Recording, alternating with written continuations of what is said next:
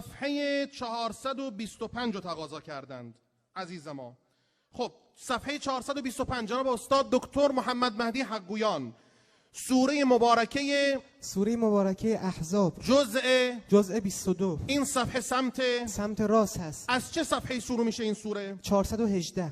چه صفحه تموم میشه این سوره؟ 427 و 73 آیه هم داره این سوره. احسنتم. خب اول صفحه چه آیه؟ ترجی من تشاء. آیه آخر صفحه؟ ان تبدو. کلمه آخر؟ علیما. صفحه بعدی با چی شروع میشه؟ یسألک الناس عن الساعة. صفحه بعدی؟ الحمدلله. صفحه بعدی؟ افترى علی الله. صفحه بعدی؟ لقد کان لسبع. صفحه بعدی؟ ولا تنفع الشفاعة. صفحه بعدی؟ قال الذين.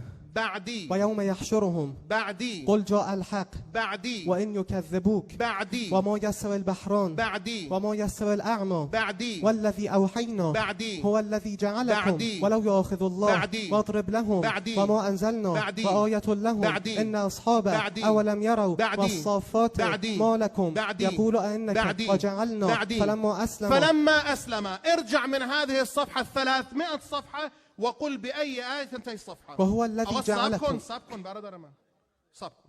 خب با چه آیه تمام میشه؟ وهو الذي جعلكم. حالا میخوایم سخت‌ترش کنیم. آیه به آیه برگرد. آیه قبلیش. قل اغير الله. آیه قبل. لا شريك له. قبل. قل ان صلاتي. قبلی.